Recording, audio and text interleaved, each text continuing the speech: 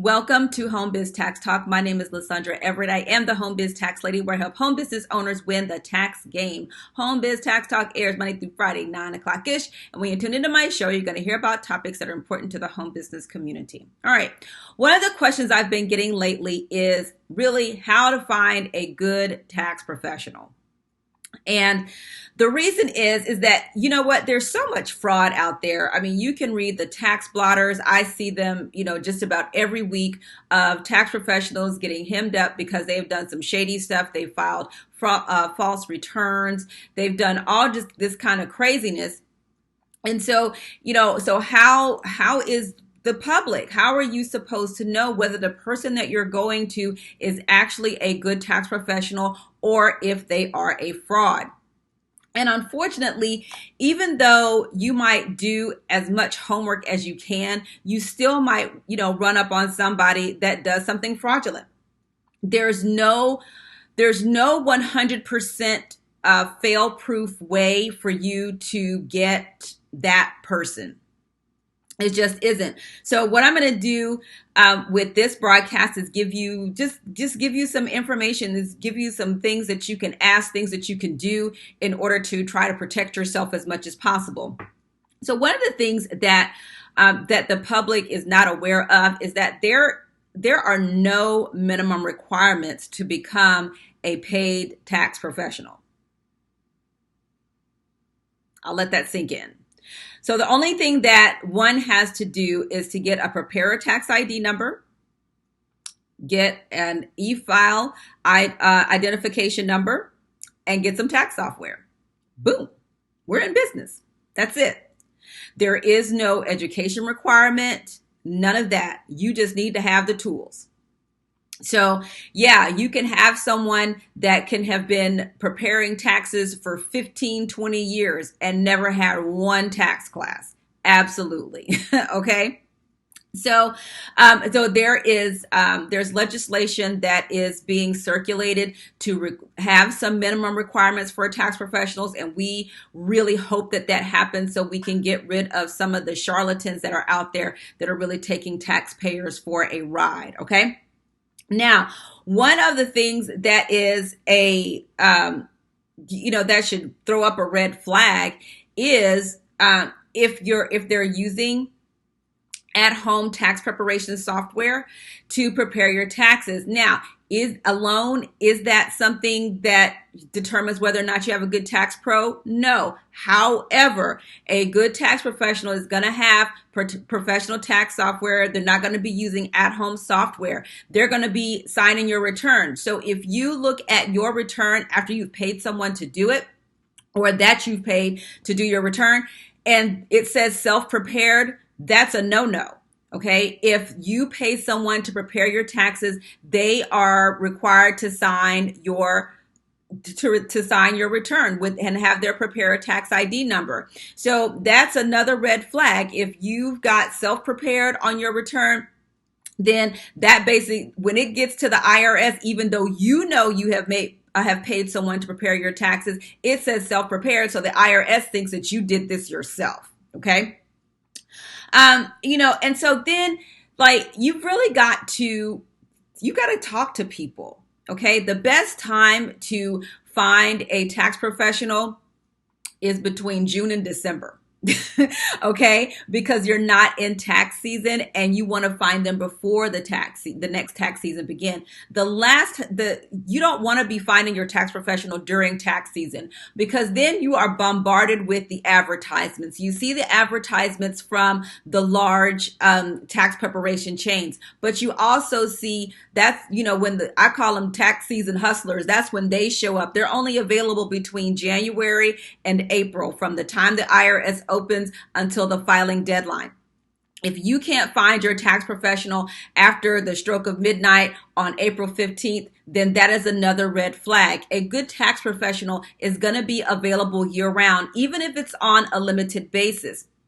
Because, there's no need for a tax professional really, that's into tax preparation to be in the office 7 days a week like you would during tax season through the heavy filing. So during the summer months and into the fall, tax professionals may have limited availability, but that doesn't mean you can't get a hold of them. That's two different things. So if you call your tax professional, let's say June, when you've got a letter from the IRS and you can't find them, that is another red flag for you. You should be able to get in contact with your tax professional year round.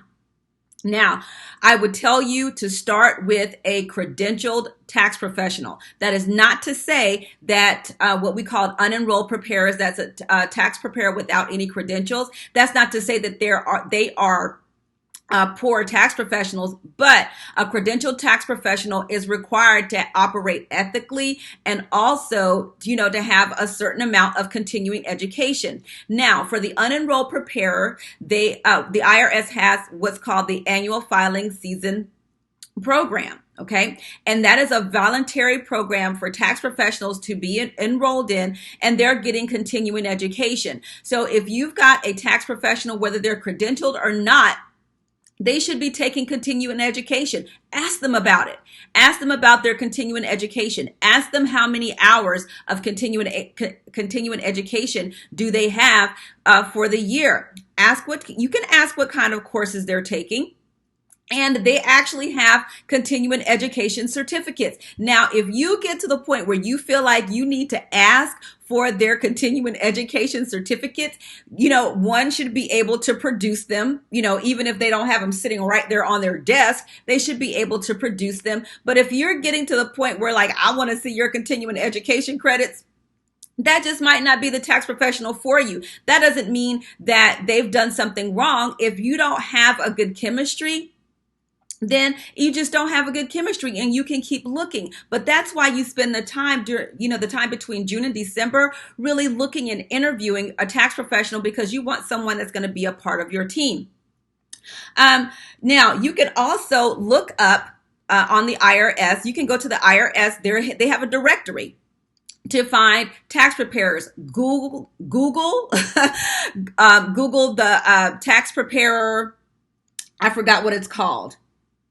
I think it's called the IRS directory of, God, you know what? I'll put it in. I had a complete brain cramp of what the thing is called. I'll make sure to put it in the comments. But the IRS has a directory of tax professionals that you can look up by zip code, and it'll tell you if they are active, inactive, if they've, in your area. That's all they know. Now, that is not saying the IRS is not going to vouch for that person. They're just saying, hey, this person is active in your area. Okay. Now, the Office of Professional Responsibility. Now, the IRS has an Office of Professional Responsibility, and I'm going to read their description. They are responsible for all matters related to practitioner misconduct, discipline, and practice before the Internal Revenue Service, regulation, blah, blah, blah. Okay? They administer the laws and regulations governing the practice of tax professionals and other individuals who interact with the tax administration system on behalf of taxpayers, including but not limited to attorneys, CPAs, enrolled agents, enrolled actuaries, enrolled retirement plan agents, tax preparers who represent clients before the IRS, and appraisers who provide valuations contained in documents submitted to the IRS. In other words, this is the IRS cops. Okay, for tax professionals. Now, the Office of Professional Responsibility, they also issue a disciplinary list, because even though most tax professionals are honest people, there are those that do ridiculous stuff. There are people that do illegal stuff. Just having credentials does not mean that that person is a good tax preparer. Doesn't mean they're an honest tax preparer. Most people think about Wesley Snipes and the CPAs that got him all hemmed up. Okay, so, but you also have to take some responsibility for yourself and have some, basically have some common sense. If something sounds too good to be true, go get a second opinion. Okay, and if you got two opinions that conflict, go get a third one. All right, but they publish this list, and it's updated, and it's listed alphabetically to tell you if if that tax professional has been suspended, the date they got suspended, if it's permanent, if it's temporary, whatever. They're going to be, tax professionals can get fined for not following IRS guidance. And, this is why, if your tax professional is asking you 1,000 questions and it gets on your last nerve, 9 times out of 10, that is a good tax professional, because we have to do our due diligence is what it's called. It's basically, we have to do our homework. And if we don't do our homework and you taxpayer have done something shady, not only will you get in trouble, but if it looks like I haven't done my homework, I can get fined as well. So if your tax professional is asking you 1,000 questions and you feel like they're being intrusive and they're being nosy and all that stuff, listen, you probably got a good one, because they want to make sure that they're asking all the right questions in order to get you the right tax deductions and not allow you to take deductions and credits that you're not entitled to, because they're also trying to keep themselves out of trouble. So, there are more. If your tax professional doesn't want to sign your tax return, that can be a red flag. There are, like I said, you can do as much homework as you can, but again, there's no 100% fail-safe thing, because if that was the case, then the Office of Professional Responsibility wouldn't have a disciplinary list of people that they've suspended, whether temporarily or indefinitely, right? There are people that wind up getting banned from preparing taxes altogether. So you have to do your homework as much as possible. And then if you find that you have been taken for a ride by a tax person, then you need to report that tax professional. And you need to Google how to report a tax preparer, because I tried to find the link on the IRS.gov website. I couldn't find it, so I know you probably wouldn't find it. Thank you, Davita. I appreciate you. PTINdirectory.com. Awesome. So, but yeah, you just Google how to report a tax preparer because because like I said, the IRS.gov website isn't exactly the most user-friendly website that there is. I don't administer the website. I'm just telling you what it is. Okay. But like I said, you can do the homework. This is why you take the time to interview the people, ask them what their specialty is. A good tax professional knows their lane. Like, I know that there are returns that I will do, I can do, and things that I just know I need to refer you to somebody. Like, I don't do foreign tax returns. I have a friend that specializes in foreign tax returns, and I refer them to that person. I don't do farm returns. I refer them to people that do farm returns. So a good tax professional is going to know their lane, is going to stay in their lane, and will be willing to refer you to someone else if it's outside of their scope of specialty. Because even though we may be able to prepare the return, there's a difference between being able to prepare a return and really being able to advocate for the client and be able to prepare the best tax return possible. There's a difference. Like, could I prepare a farm return? Yes. But do I know enough about farm returns to make sure you get every cent that's due to you? No. Right? But that's why you have people that specialize in different types of tax returns. And it's okay to ask people their specialty. And see, if you've got people that's like, okay, well, I'm just doing everybody's tax return. Listen, there is no way for one tax professional to know it all. We'd like to, but it's not, because there's too much out there. So yeah, that's what I say. You really got to do your homework. I'm going to address this. Having credits for, continuing education credits for a particular type of return does not mean that you're proficient in that return. It just doesn't. You have to, that's why it's called a practice. If you are not constantly doing those types of returns, practice is what makes proficiency, not just taking a class. Okay? there's lots of stuff that's involved in our tax lives. So I wanted to address that. But anywho, that's really what I wanted to share with you today, you guys. Take the time to interview your tax professional. Ask them questions. And if something doesn't feel right, it is okay to walk away. It really is. And go find someone else that really jives with you.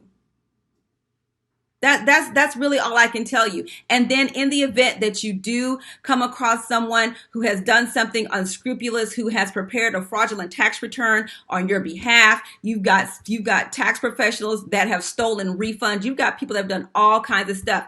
Take the time to report that person to the IRS, because they do investigate these claims, and you might not see anything immediate, because see, the IRS, they build cases. Okay, that's what they do. All right, so listen, I gotta run. Thank you guys so much for tuning into Home Biz Tax Talk. Again, we air Monday through Friday, 9 o'clock-ish, and you can come right here to get your questions answered about your home business taxes. All right, have a great day, and I'll see you next time. Bye.